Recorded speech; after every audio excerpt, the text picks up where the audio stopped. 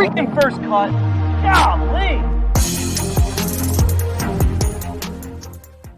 Welcome to the First Cut Podcast. I'm Rick Gehman, and this is an emergency pod because Tiger Woods has spoken a 41-minute video conference with Golf Digest, the first time he's spoken since the accident that he had in February. Joining me to break it all down, Sia Nejad. Sia, welcome, and I think this was some welcome Monday content we got from the Big Cat.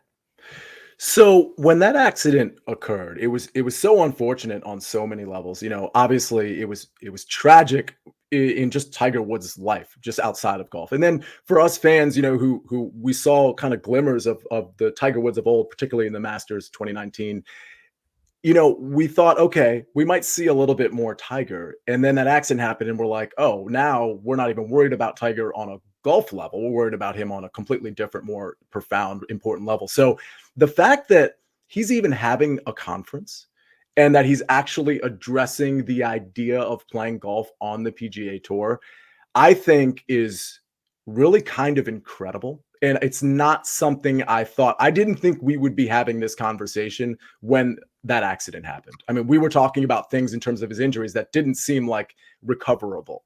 Right. He actually mentioned at one point during this interview with Golf Digest, Henny Koyak, who she does a great job with this. It was like 50-50. They were going to amputate the leg, which is like, I mean, we talked about this for weeks about what was the quality of life going to look like moving forward compared to the quality of golf moving forward. It was a completely kind of secondary or even tertiary idea that he was going to play golf again. And we're starting now, see it, to kind of get glimpses into if Tiger thinks he's going to play golf again. Right. And what's crazy about the injuries from that accident, I don't want to belabor the point. I think we're kind of like turning the page now to some degree, but those injuries were stacked upon injuries that we weren't sure were going to be recoverable from in the first place, with the back fusions and the knee issues and all of that. So it's like, you know, you take the confluence of just kind of terrible injuries and you pair them together. And it's not something we thought anyone would emerge from, let alone, well, I shouldn't say let alone, even somebody as almost mythological as Tiger Woods.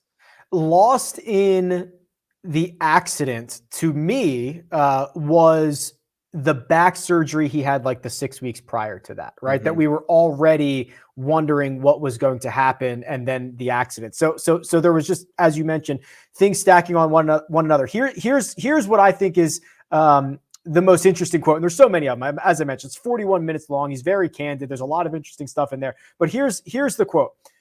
Tiger says, "I think something that is realistic is playing the tour one day, never full time ever again, but pick and choose, like Mr. Hogan did," referring to Ben Hogan, "pick and choose a few events a year and you play around that."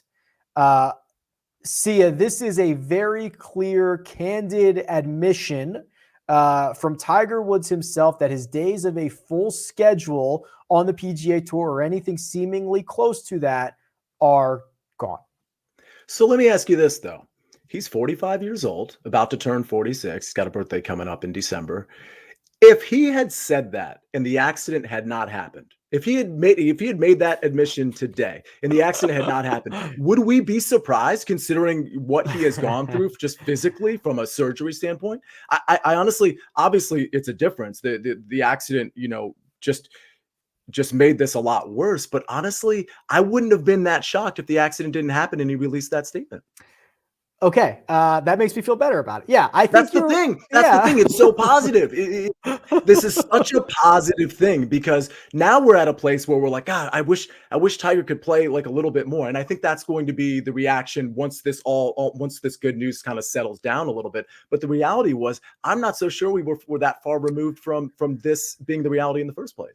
It's a really good point. I think you're right. I would not have been surprised at all. Here's the rest of that quote. So he finishes that quote with saying, "You practice around that and you gear yourself up for that. I think that's how I'm going to have to play it from now on. It's an unfortunate reality, but it's my reality and I understand it and I accept it." Which, Sia, I think that as Kyle Porter tends to do, he puts better words into phrases, things into text that only I could hope to do. But I think he was kind of sharing some tweets earlier that I was on the same page with, which is essentially like our perception of Tiger has always been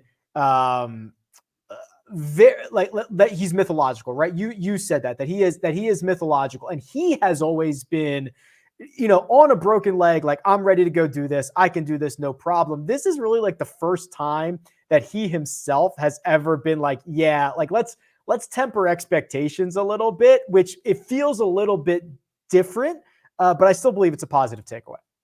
Definitely a positive takeaway. And you wonder, and we saw him swing the other day. It was just a 10-second clip or whatever it was, but you wonder if he's tempering expectations, but that really deep down he has bigger expectations. That he doesn't want everybody to think he's coming back and he's going to be the old Tiger. I think that's a ridiculous notion, but I can't rule out the fact that he's going to be competing on a high level, maybe not in as many tournaments, but in the tournaments that he selects, that he's going to be competing at a high level. So, yeah, I think expectations obviously should be tempered, but I don't count out Tiger with anything. Again, he's just one of those guys. I mean, did any of us think he was going to win the Masters in 2019? I certainly didn't.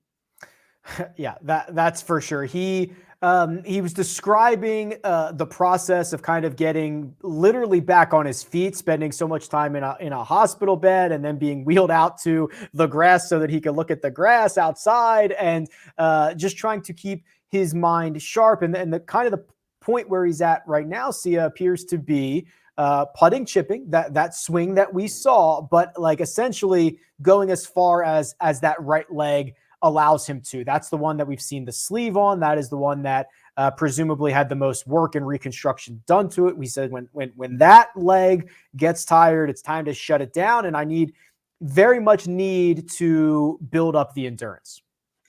So I have a question for you, because we don't know what the status of that right leg is going to be until he actually, sets foot, at a tournament, at a PGA Tour tournament. What is the barometer of success at this point? Like, assuming he actually can play in a tournament, and that he's physically, he's played enough, he's practiced enough, he knows he can play 72 holes if he has to. I wonder what the barometer of success is at this point. For me, listen, man, I was talking about this with somebody the other day. It's just like, if he steps foot on a professional, like in a professional event again, that's awesome. Again, I don't want to lose the fact that we were talking about, is he going to live? Is he going to keep all of his limbs? I mean, golf was so far. Oh, and I kind of hate that with 1 3-second clip, it's back to golf, because there was a lot of stuff that was not golf related that had a lot of questions and didn't have answers. But now that we're here, I mean, if he ever just stepped foot in a professional event again, I'd be thrilled. I don't care necessarily what the outcome is. I might be in the minority about that. I think most people jump to Tiger's going to win again. Tiger is going to compete again. Even for Tiger, I'm not ready to set the bar there. And he has obviously nothing to prove to anybody at this point. Like, this is all icing on the cake, obviously. But for me, I feel like it would be such a win if Tiger is playing on a Saturday and Sunday and is somewhere in the top 20, that he's in the conversation, at least tenuously. I think that would be truly remarkable, unbelievable, and I don't expect it. But again, I'm not saying this is the barometer of success, but that's sort of where I'm wishing this ends up going. I'm not wishing he takes down a tournament or takes down a major. I'm just wishing he makes a cut and just is relevant, because I just think that's such a story, not just for him, but for really, it's inspiring, to be honest with you, if that were to happen. To see the red and black on a Sunday, that would be. To see the red and black on a Sunday. You know what? That's it. That's the barometer of success. To see the red and black on Sunday, no matter where he stands, that would be the barometer, in my opinion. Obviously, much more to come. We'll do a larger pod about this, but we did want to quickly chat about it, because you can go and you can watch the interview now. And Sia, we'll just leave on a high note here. How good is Tiger Woods' simulator room? So he did this Zoom interview from his simulator with all the clubs lined. I mean, this is just peak. Like, I would live in this simulator room. It's so good. I mean, what a show off, right? Jeez. Tone it down a bit, for us commoners out here that don't have that. I love it. That's Sia Nejad. You can find him on Twitter at Sia Nejad. We'll be back with plenty more Tiger Woods conversation. You can find me at Rick Run Good. This has been The First Cut, and we'll catch you next time.